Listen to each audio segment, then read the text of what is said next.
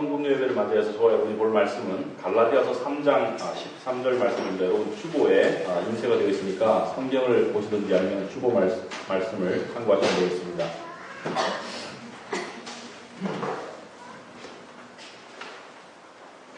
예, 갈라디아서 3장 13절 말씀을 제가 읽겠습니다. 하나님의 말씀입니다. 제가 감기가 들어서 양해하시기 바랍니다. 그리스도께서 우리를 위하여 저주를 받은 바 되사 율법의 저주에서 우리를 속량하셨으니 기록된 바 나무에 달린 자마다 저주 아래에 있는 자라 하였습니다. 같이 기도하겠습니다. 하나님 아버지, 오늘 성금요 예배 예수 그리스도의 십자가의 죽으심과 또 그분의 고통당하심, 그분의 버림받으심, 또 수치를 겪으심을 우리가 기억하기 위해서 이 자리에 모였습니다.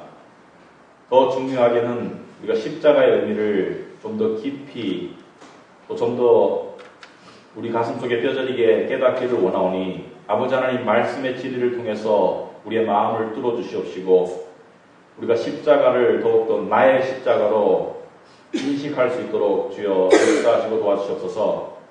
여기 계신 성도들의 마음 가운데 역사하셔서 정말 십자가를 통해서 보여주신 하나님의 진노와 또 하나님의 사랑을 우리가 좀 더 깊이 깨달을 수 있도록 하옵시고 그것을 통해서 우리가 예수 그리스도를 더욱더 아끼고 사랑하며 그분을 또 흠모하고 또 기다릴 수 있는 신앙을 갖게 하여 주시옵소서. 예수님 이름으로 기도합니다. 아멘. 우리 기독교 절기에 사순절이라고 해가지고 부활절 40일 전부터 우리가 그것을 기리고 또 기념하고 또 심지어 또 금식하고 또 기도하는 마음으로 시간을 보내는 분들이 있습니다. 이번 주는 오늘 우리 성금요 예배 예수 그리스도의 십자가를 우리가 기리고 그 다음에 주일날에는 부활을 기리는 기독교의 1년에 한 번 있는 부활절 절기입니다. 그런데 우리가 이러한 시기가 되면 좀 이렇게 이 마음이 숙연해지고 또 여러 가지로 마음이 이렇게 찡하고 또 십자가를 생각할 때마다 우리의 마음속에 이 잔잔한 여운을 느끼지 않을 수 없을 것입니다. 크리스찬이라면. 그런데 그것보다 이것도 중요하지만 그것도 더 중요한 것은 십자가의 진정한 의미가 무엇인가. 우리가 감정도 중요하지만 감정보다 더 중요한 것은 사실 팩트입니다. 팩트, 사실들. 요번에 우리나라에서 지금 불행한 사건이 하나 터졌죠. 지금도 많은 가족들이 생사를 사실 거의 절망적인 상태인 것 같은데 알지 못하는 상황 속에서 굉장히 발을 동동 구르고 또 애가 타고 그리고 수많은 학생들이 또 어른들과 함께 물속에 지금 가라앉아 있습니다. 그래서 전 국민의 시선이 지금 거기에 집중되고 있는데 여러분 이 예수님께서 누가복음 13장에 보면 예수님 당시에 이런 비슷한 재해가 하나 있었습니다. 실로암에 있던 망대 타워가 무너져가지고 사람이 18명이 깔려 죽습니다.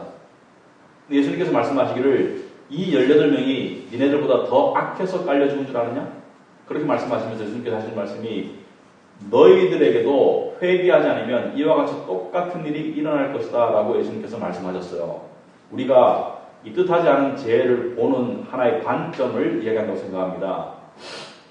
지금 이러한 재해를 당한 사람들이 다른 사람들에 비해서 악해서 더 나빠서 이런 일이 생긴 것이 아닙니다.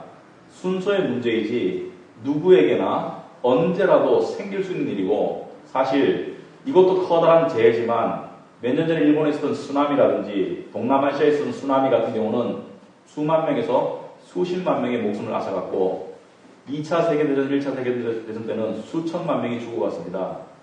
노아의 홍수 때는 노아 가족 말고 다 죽었습니다. 홍수에. 이들이 지금 상황을 본다면 우리는 더한 일도 겪을 수밖에 없었다고 이야기할 것입니다. 그런데 여러분이 만약에 그 상황 속에 있었다면 여러분이 만약에 그 배에 타고 있었고 지금 상황을 겪고 있는 중이라면 그 순간에 여러분이 어떠한 감정을 느끼는가가 중요하지 않습니다.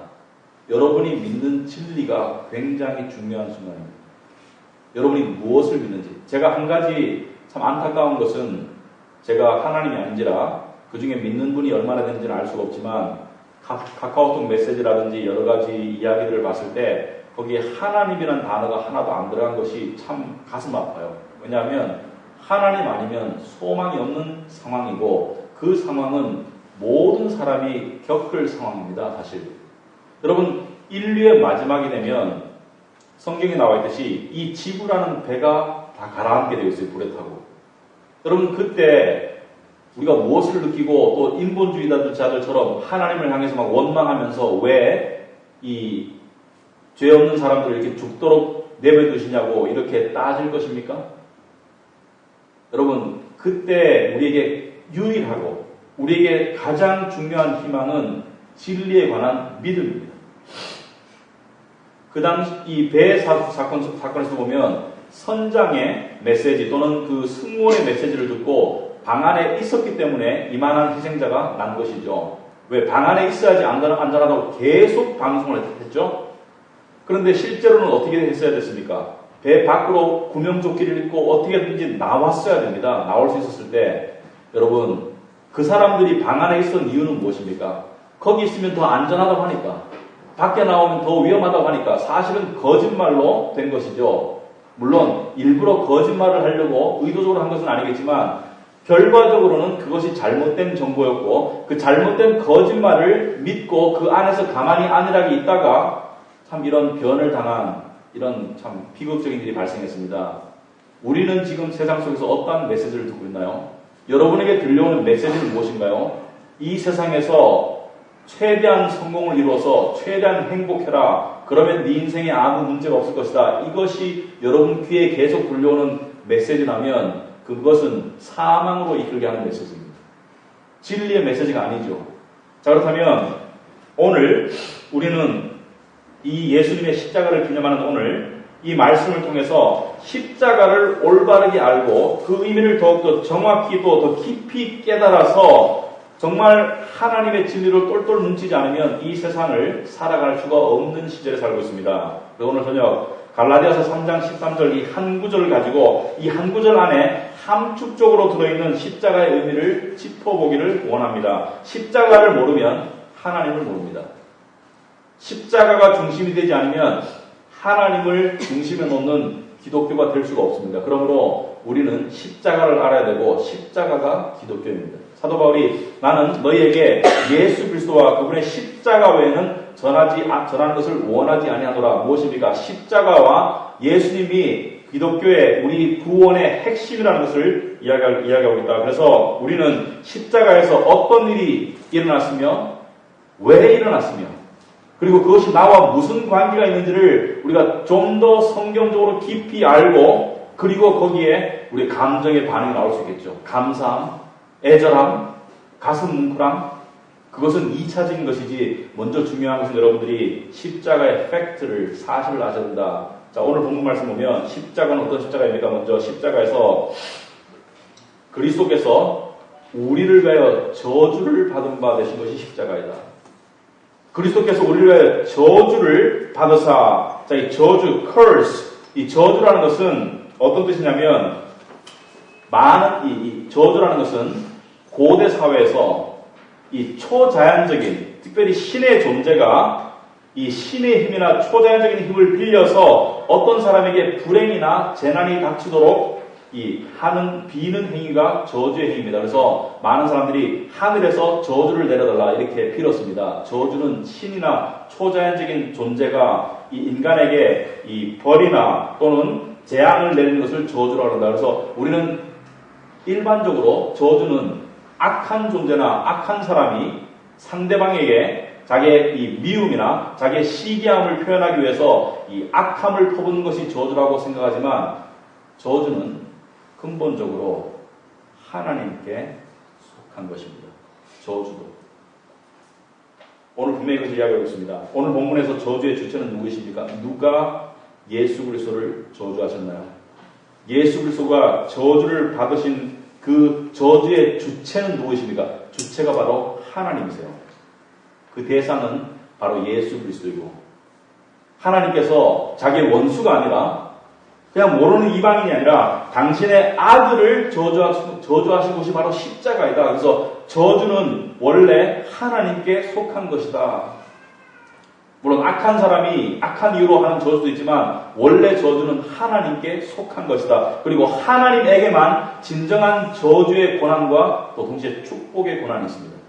하나님은 저주의 고난과 축복의 고난을 다 가지고 계신다. 그래서 하나님은 저주권과 축복권을 가지고 계십니다. 그런데 하나님이 무엇 때문에 저주를 하시는가? 성경에서 저주라는 말이 굉장히 자주 나옵니다. curse, 저주라는 말이. 근데 저주라는 말이 가장 처음에 등장한 것이 창세기 3장에 선악과를 따먹게 한 뱀, 선악과를 따먹은 아담과 하와를 향해서 하나님께서 내리신 형벌과 심판이 저주였습니다.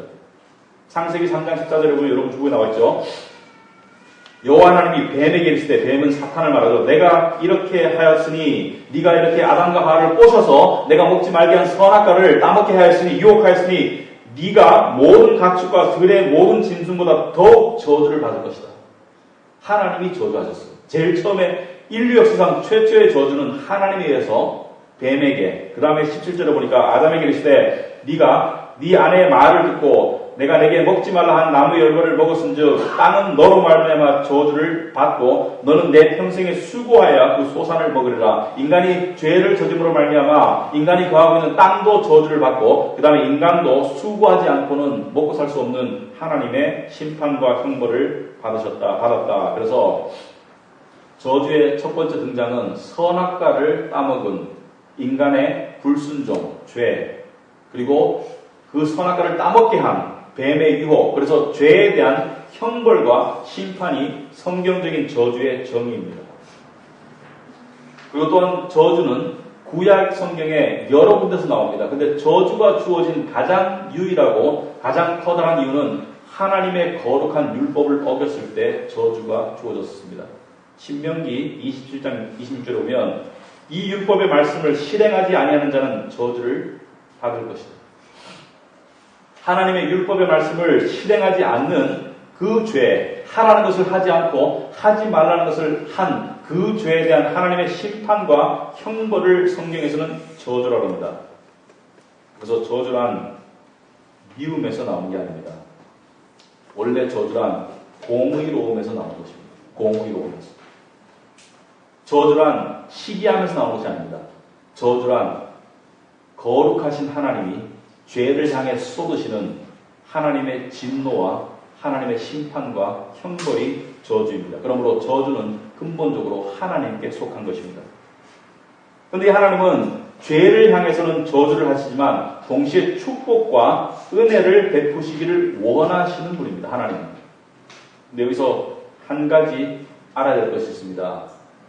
저주는 인간이 초래하는 것이에요. 하나님께 죄를 지음으로써. 그러나 축복과 은혜는 인간이 초래하는 것이 아닙니다. 커다란 차이점입니다. 무슨 뜻이냐면 아담과 하와가 저주를 초래했죠. 어떻게? 자기의 불순종을 통해서. 선악과를 따먹은 불순종을 통해서 저주를 초래했지만, 저주의 직접 원인이 되었지만, 아담과 하와는 저주 이전에는 하나님의 완벽한 축복과 은혜 가운데 있었습니다. 죽음이 없었고, 그 다음에 불안과 초조함, 걱정이 없었고, 남과 비교할 필요가 없었고, 그리고 먹고 살 것 걱정할 필요가 없었고, 하여튼 고통과 죽음과 죄가 없는 낙원에서 살았지만 그 낙원이 주어진 것은 하나님의 속성에 의한 은혜와 축복의 결과이지 그들이 그것을 얻기 위해서 노력한 적은 없습니다. 그러므로 최초의 창조의 상태에서 하나님께서 죄 없는 상태에서 인간을 향해서 베푸시는 축복과 은혜는 하나님의 성품에서 나오는 것입니다. 하나님의 속성에서. 하나님은 우리를 축복하고 싶어 하세요. 하나님은 우리에게 은혜 베푸시기를 즐겨 하세요. 그러나 그것에서 불순종하고 죄를 지으면 저주를 초래하는 것이지만 그 축복과 은혜는 인간이 만들어내는 것이 아니라, 인간의 노력으로 해서 얻어지는 것이 아니라 하나님의 일방적으로 베푸시는 은혜가 하나님의 축복이라는 것을 알아야 합니다. 커다란 차이입니다. 그래서 우리 크리스찬들은 하나님과의 관계에서 반드시 깨달아야 합니다. 많은 사람들이 하나님의 축복과 은혜를 자기의 노력과 자기의 정성으로 이끌어내려고 하고 얻어내려고 하지만 그것은 안 되는 것입니다. 하나님의 축복과 은혜가 무엇입니까? 인간의 한 행위 없이 하나님께서 일방적으로 베푸신 호의가 은혜입니다. 그리고 축복과 은혜는 하나님께서 우리에게 그냥 일방적으로 베푸시는 거예요. 하나님께서 자연적으로 일방적으로 하나님의 속성에 따라 베푸시는 것을 에베소서 1장에는 이렇게 말하고 있습니다. 여러분 주보에 보시면 한번 잘 보세요. 3절에 보면 찬송하리로다. 하나님 곧 우리 주 예수 그리스도의 아버지께서 그리스도 안에서 하늘에 속한 모든 신령한 복을 우리에게 주시되, 하늘에 속한 모든 신령한 축복을 그리스도 안에 있으면 우리에게 주신다는 것입니다. 그리스도 안에 있다는 것은 저주를 벗어났다는 것이죠. 저주를 벗어나서 하나님 안에 있으면, 그리스도 안에 있으면 축복은 자동적으로 주어졌습니다. 그것을 우리가 깨달아가는 것이죠. 어떠한 축복이 졌는가?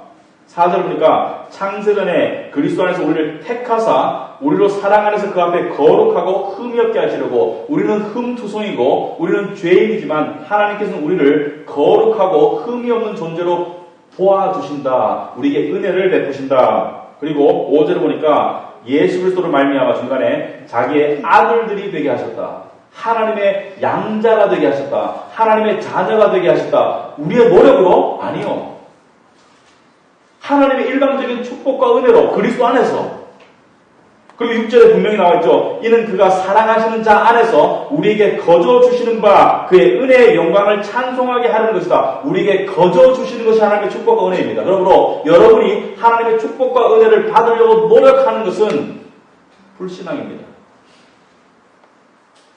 하나님의 축복과 은혜는 그리스도 안에 있으면 하나님께서 일방적으로 베푸시고 모든 사람에게 주신 은혜입니다.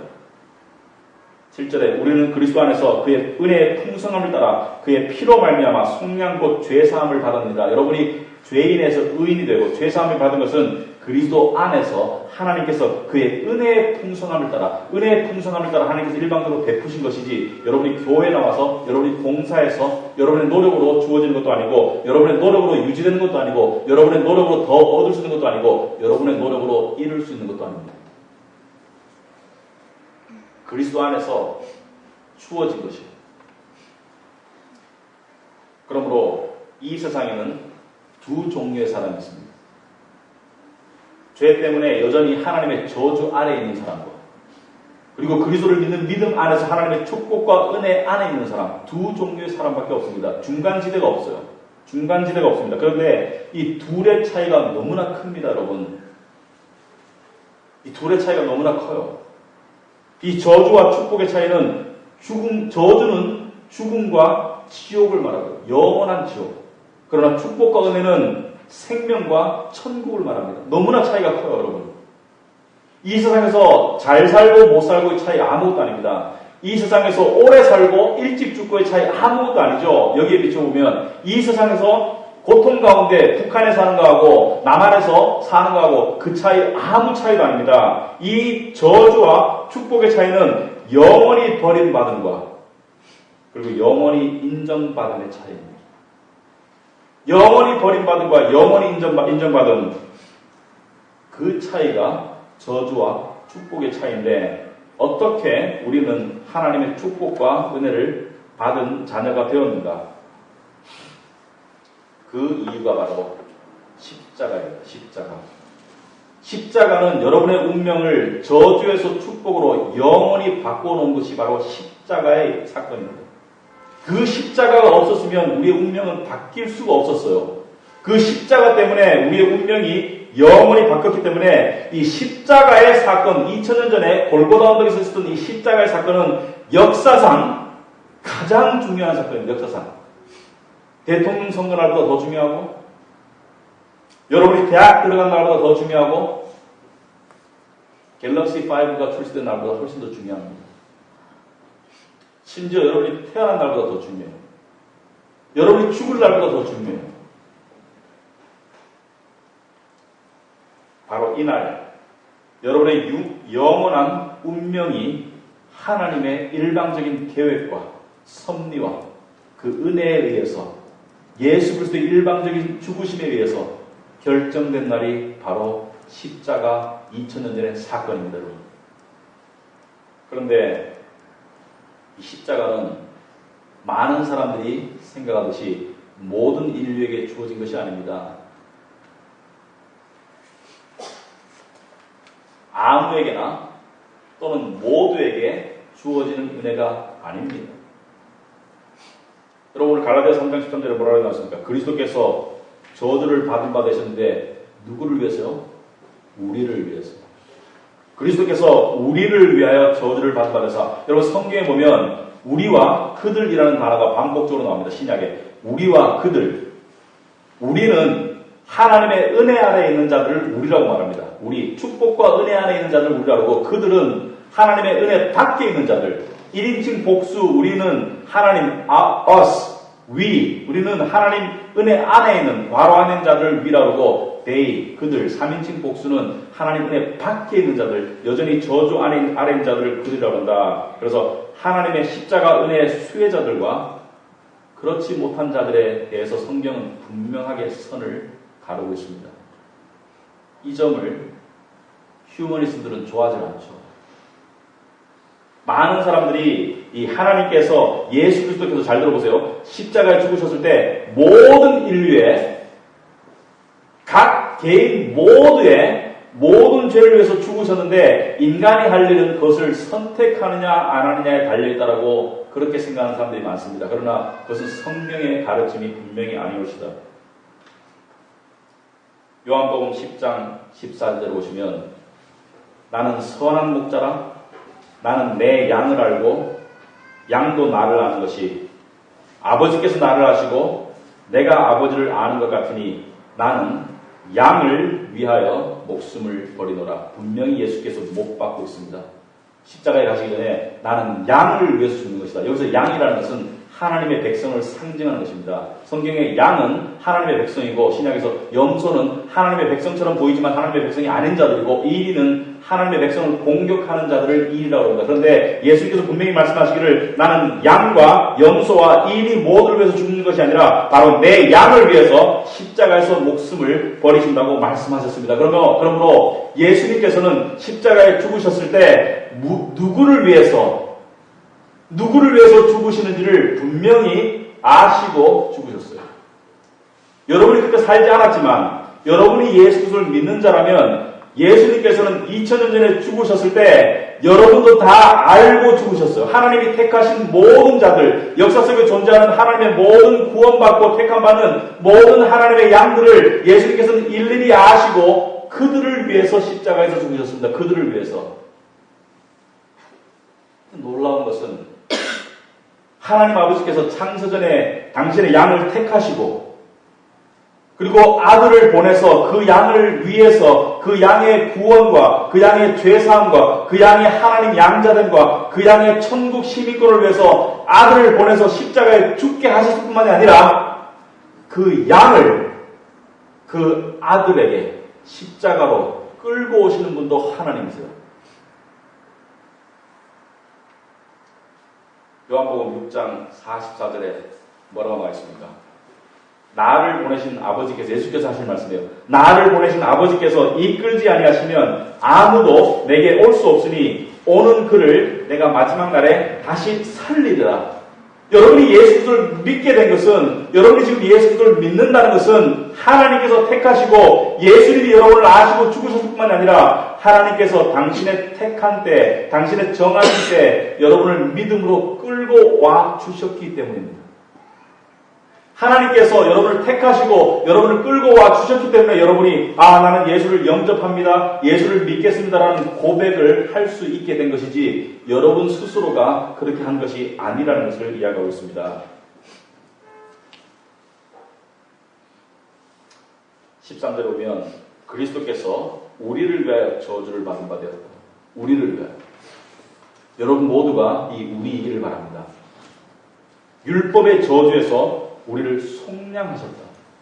율법의 저주가 무엇입니까? 죄로 인한 하나님의 형벌과 심판이 바로 저주이다. 성경에 보면 나무에 매달린 자마다 저주 아래에 있는 자라고 오늘 본문에 나와 있는데 이것은 구약의 신명기 21장을 인용한 말씀입니다. 신명기 21장 22절에 보면 사람이 만일 죽을 죄를 범함으로 네가 그를 죽여 나무 위에 달거든 그 시체를 나무 위에 밤새도록 두지 말고 그날에 장사하여 네 하나님 여호와께서 네게 기업으로 주시는 땅을 더럽히게 하지 말라. 나무에 달린 자는 하나님께 저주를 받았음이니라.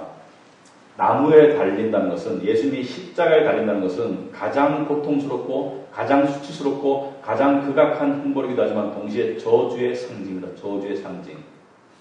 예수님은 하나님께 저주를 받으셨어요. 우리가 당할 저주를 대신 받으셨어요.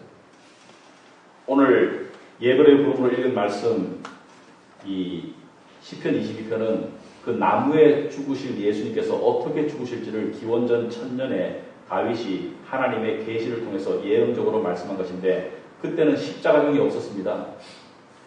십자가형이 없었을 때 십자가형을 예언한 것이죠. 십자가형은 알렉산더 대왕이 만든 것이에요.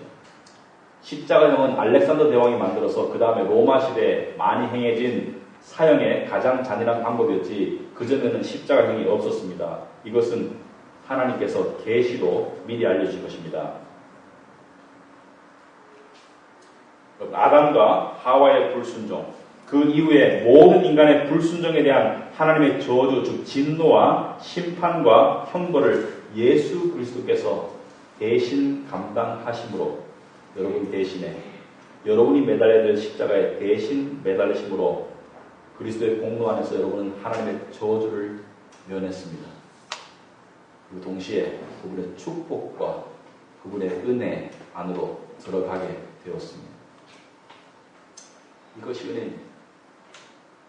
이것이 은혜. 우리는 리차드 백스터가 목사의 임무 중에 하나는 성도들을 죽을 준비를 시키는 것이다. 여러분 젊죠? 아직까지 죽음을 생각하지 않겠지만 어떤 일이 언제 일어날지 어떻게 알겠어요?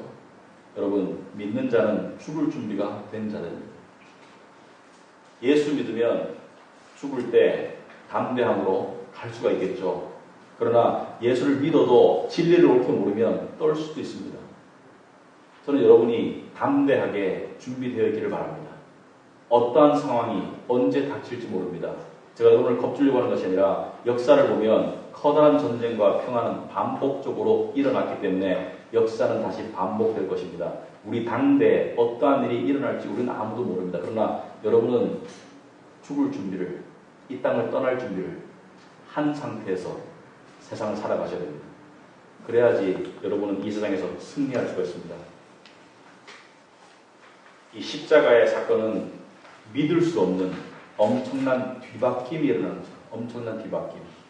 하나님의 영원한 축복의 자녀, 하나님의 영원한 사랑의 대상인 예수 그리스도께서 우리의 저주를 가져가시고 우리에게는 우리가 받을 자격이 없는 하나님의 축복과 은혜를 주신 그 완전한 뒤바뀜, 놀라운 뒤바뀜이 십자가에서 일어났는데, 고린도서 5장 21절에 사도 바울은 이렇게 말하고 있습니다. 하나님이 죄를 알지도 못하신 이를 우리를 대신하여 죄로 삼으신 것은 우리로 하여금 그 안에서 하나님의 의가 되게 하려 하십니다. 여러분, 죄를 알지도 못한 그분을 죄인 취급하심으로 말미암아, 죄인으로 만드심으로 말미암아 의를 알지도 못하는 우리를 하나님의 의인으로 만드신 곳, 이곳이 십자가이다. 그러므로 역사상 가장 중요한 십자가 사건에서 역사상 가장 불공평한 교환이 일어나는 십자가입니다.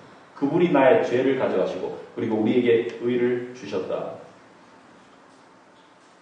여러분, 우리가 이번 주에 지금 보고 있는 이 세월호 사건의 이 비참하죠. 안타깝고 참 몇 명이라도 살았으면 좋겠죠.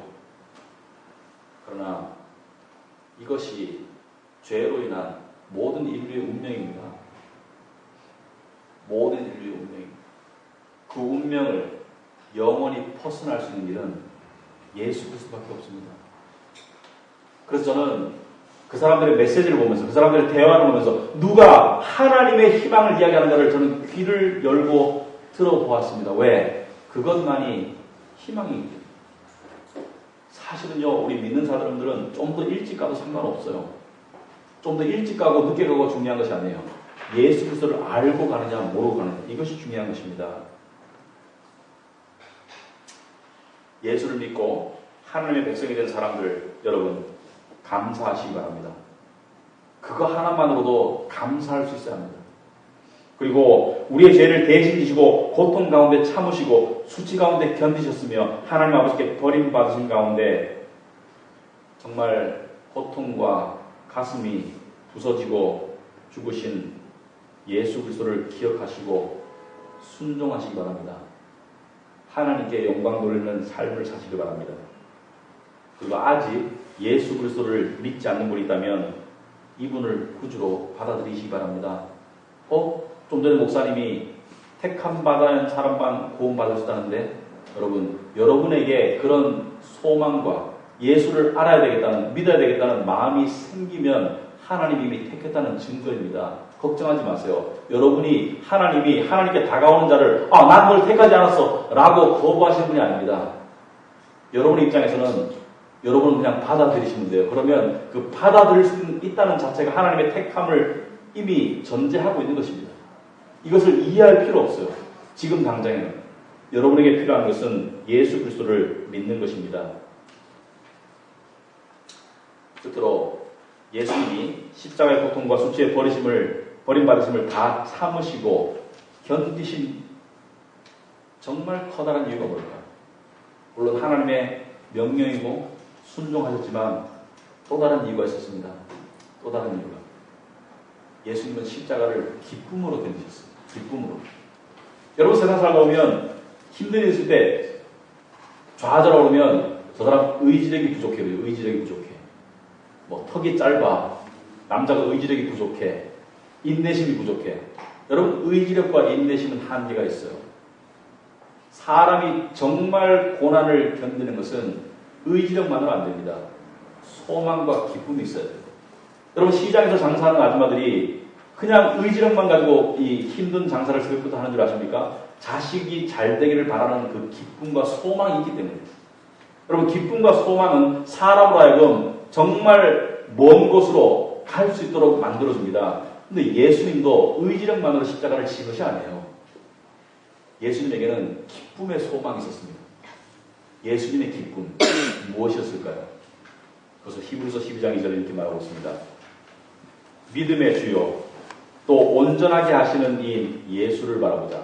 그는 그 앞에 있는 기쁨을 위하여 십자가를 참으사 부끄러움을 개의치 아니하시더니 하나님 보좌 우편에 앉으셨느니라. 여러분 예수님의 기쁨이 무엇이었다고 생각하십니까? 예수님의 기쁨이 바로 여러분입니다.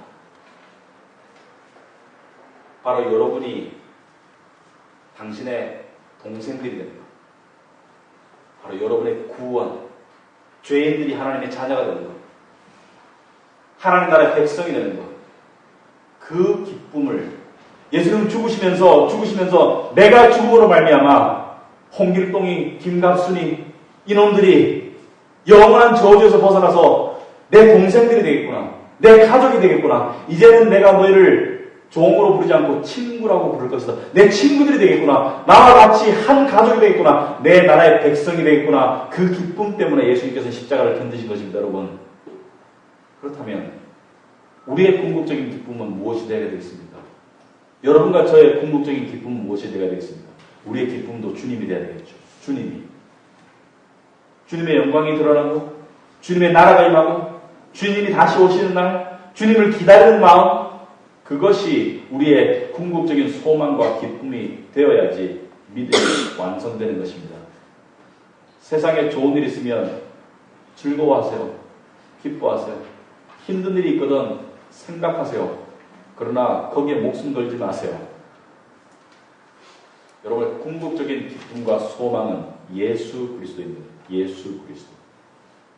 십자가를 기리면서 십자가의 주인공이신 예수 그리스도를 아시고 그리고 예수 그리스도와 십자가가 이미 이루신 나의 운명의 180도 전환, 영원한 뒤바뀜, 그것을 기억하시고 그리고 그분이 십자가를 지셨을 때 가지셨던 그 마음을, 그 기쁨을 여러분이 아시고 예수 그리스도를 닮아가시는 여러분이 되시기 바랍니다. 기도하시겠습니다.